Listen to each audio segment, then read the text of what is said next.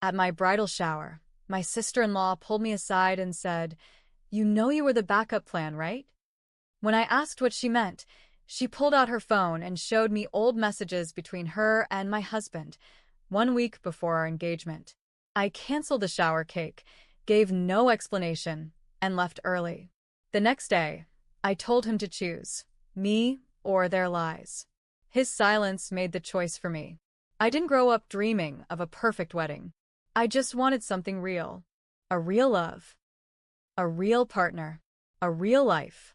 After everything I went through in my 20s, 2 messy breakups, 1 broken engagement, I told myself I'd know when it was real. So when I met Matt, I thought maybe I finally got it right.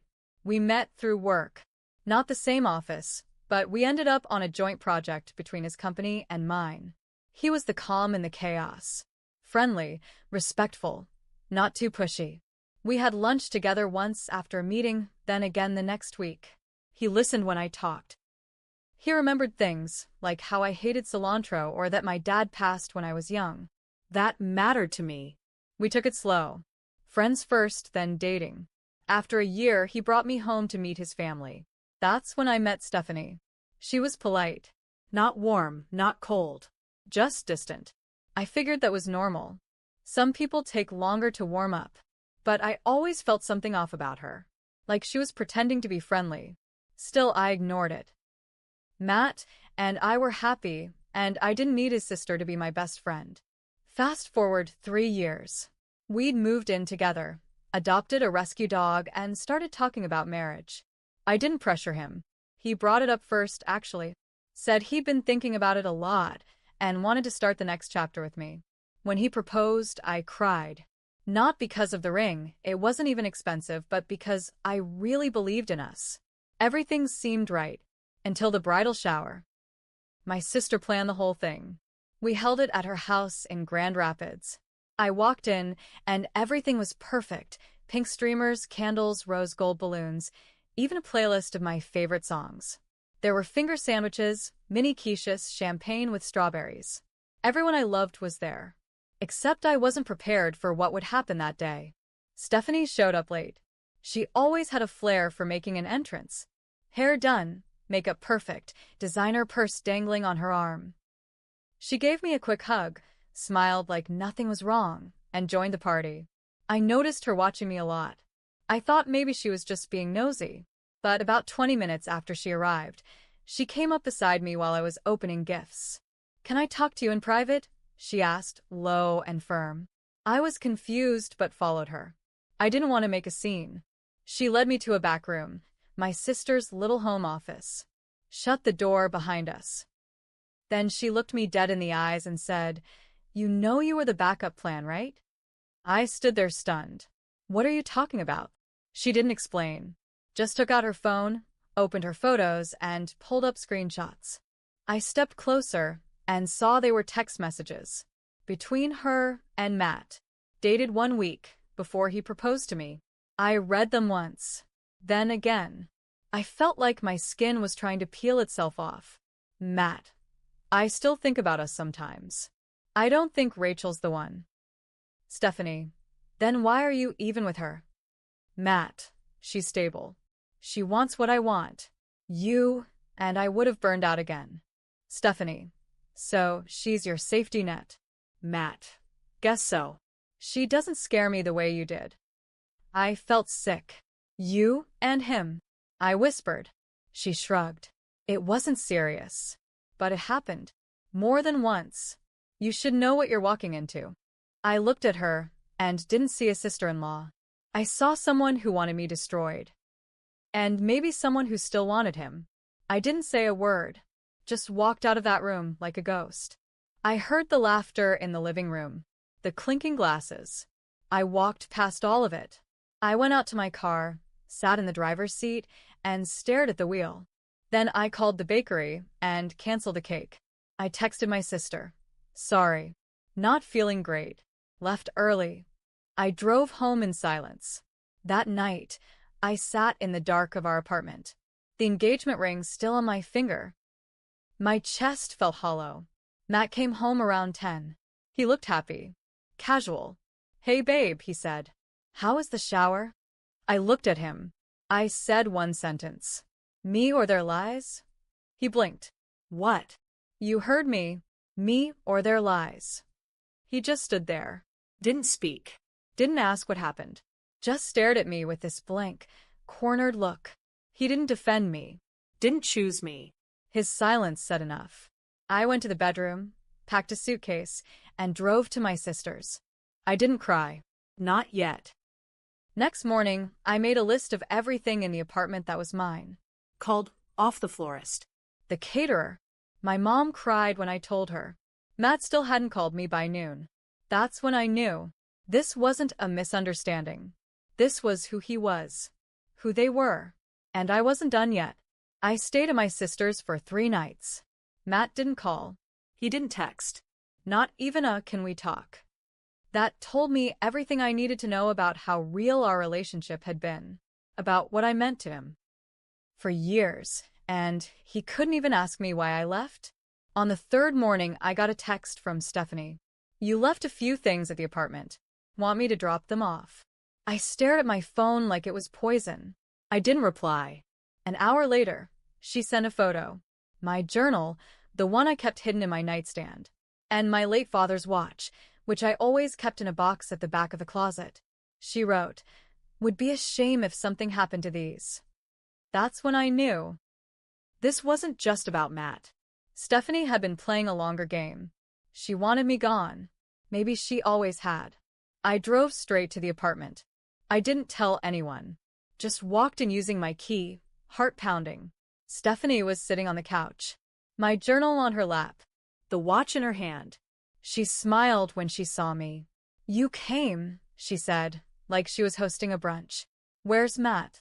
I asked. She stood up. At work. He said you'd be by eventually. He's not fighting this, you know. Ist her. You wanted this. From the beginning. She walked over to me, slow, like she was giving a speech. I never thought you were right for him. You don't challenge him. You're just there. He needs more than safe. He needs someone who actually sees him. You mean you, I said. Her jaw tightened, but she didn't deny it. So, why the texts? I asked. Why show me? Why not just let him end it on his own? She laughed. Because he never would. You made things too easy. You planned the wedding, paid half the deposit on the venue, kept the fridge full, walked the dog.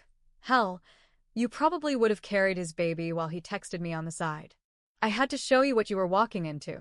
I felt like slapping her. But I didn't. I just took the journal and the watch from the table and walked out. She didn't stop me. The next day, I started digging. I wasn't done.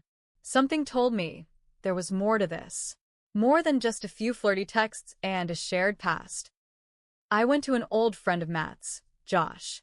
We'd fallen out of touch over the last year because Matt thought he was too negative, but I always liked Josh. He was blunt. Honest. Didn't sugarcoat things. When I called and asked if he had time to talk, he said, "About Matt." Hell yes. We met at a bar near his work. He didn't waste time. I always thought you deserved better, he said. But I kept my mouth shut because it wasn't my place. But now. He leaned in. He and Stephanie. They weren't just a fling. They were on and off for years. And not just before you. During. My stomach dropped. What do you mean during? Josh looked me straight in the eye. Last fall. When he told you he was going to visit his friend Tyler in Chicago.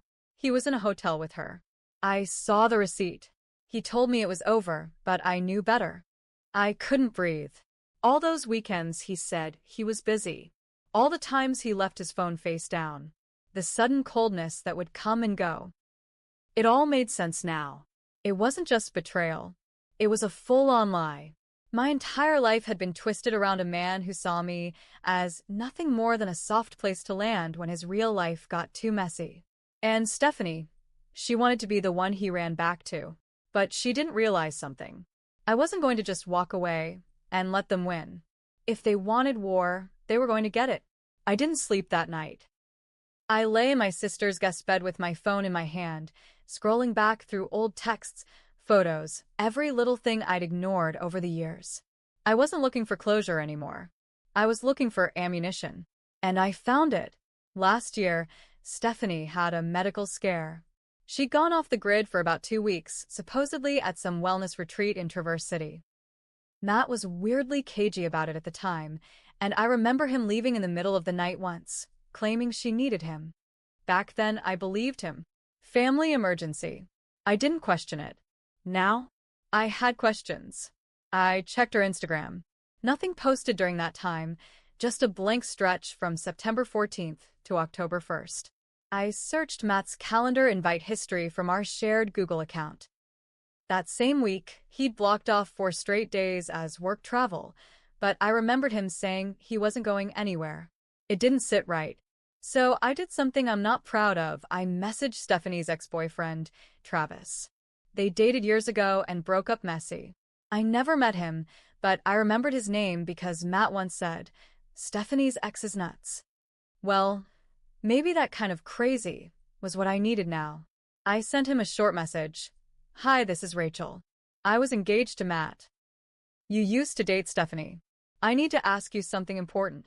Do you have 5 minutes?" He replied in 2. "I have way more than 5. What the hell did those 2 do now?" We talked on the phone. And what he told me took everything I thought I knew and flipped it inside out. "Stephanie lies for sport," he said. "But there's one thing you might not know. She got pregnant last year.